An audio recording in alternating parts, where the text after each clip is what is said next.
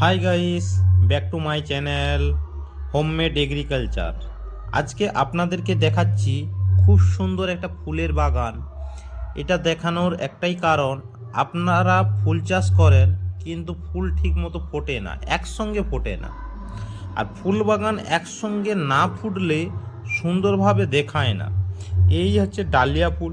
এই ডালিয়া ফুলটা হয় আলু থেকে। ওর নিচে একটা ছোট ছোট আলু হয়, সেই আলুটা আমরা যে আলু খাই ঠিক সেম রকম ওই গাছের নিচে হয়। ওই আলুটাকে বালির মধ্যে রাখলে ঠিক টাইমে যখন ফুল গাছ রোপণ হবে তার আগে কিছুদিন আগের মধ্যে হয়ে যায়। এর ফুল থেকে কোনোভাবেই বিচা হয় না, চারাও হয় না। এর ভিতরে আমাদের যেভাবে আলু খাই সেম ওই রকম আলু। এটাকে বালির মধ্যে রাখলে অনেকগুলো ছোট ছোট চোখ তৈরি হয়, আর সেই চোখগুলোকে সাইজ করে কেটে কেটে আবার নতুন করে বালির মধ্যে রেখে দিলে আস্তে আস্তে ছোট ছোট চারা হয়। আর ওই চারাগুলোতে আবার ছোট জায়গায় একটা টোপ বানিয়ে মাটির মধ্যে দিয়ে, পলি মাটি হলে খুব সুন্দর, বা তার সঙ্গে কিছুটা মাটির সঙ্গে বালি মিশিয়ে বা কোকোনাট মিশিয়ে চারাগুলো তৈরি হয়। ওই চারাগুলো দিয়ে তৈরি করার পরে আবার বাগানো হয়। আচ্ছা, 1 নম্বর পয়েন্ট, ফুলগুলো একসঙ্গে কিভাবে ফুটাবেন। ফুলগুলো একসঙ্গে ফুটাতে গেলে রাতের বেলা লাইট যদি জেলে রাখেন তাহলে ওই ফুলগুলো কখনোই ফুটবে না, একসঙ্গে ফুটবেই না। তার ফলে কি হবে, যখন আপনার ফুলটা প্রয়োজন হবে আপনি যদি ওই লাইটটা বন্ধ করে দিন তাহলে তার কিছু দিনের মধ্যে, 1 সপ্তাহের মধ্যে সব কুঁড়ি এসে ফুলটা ফুটে যাবে। গাছটা প্রথমে ঝাড় এবং বড় সুন্দর করে করতে হবে।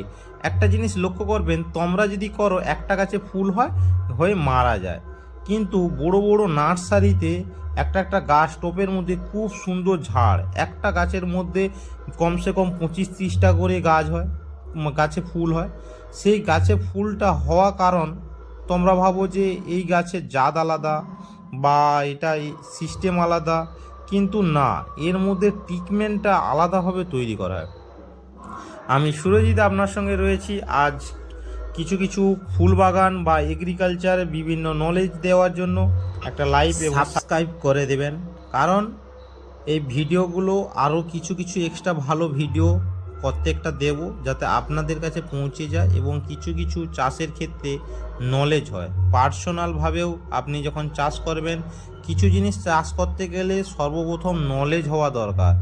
বীজ কিভাবে সংগ্রহ করা হয়, কেমনভাবে রোপণ করা হয়, কি সার দেওয়া হয়, কি চাপান সার কিভাবে ইউজ করবে, ফুল কেন একসঙ্গে ফুটে, আমাদের কেন ফুটে না, একটা ফুল হয়ে মারা যায়, কোন টাইমে করা উচিত, কি মাটিতে করলে সবথেকে ভালো হবে, জল কি পরিমাণ দেওয়া উচিত, এইগুলো আমি প্রত্যেকটা ভিডিওতে তুলে ধরব। আর এই ভিডিওটা তুলে ধরার সঙ্গে সঙ্গে আপনারা যদি ভালো করে নলেজ করতে পারেন, অবশ্যই আপনিও আপনার বাগান বাড়িতে বা ছাদে, তো আপনারও গাছ খুব সুন্দর হবে। আপনারাও এটা একটা অর্থনৈতিক দিক থেকে ব্যবহার করতে পারেন বাগানগুলো, কিংবা আপনার শখের যে কোনো বাগানভাবে গড়ে তুলতে পারেন।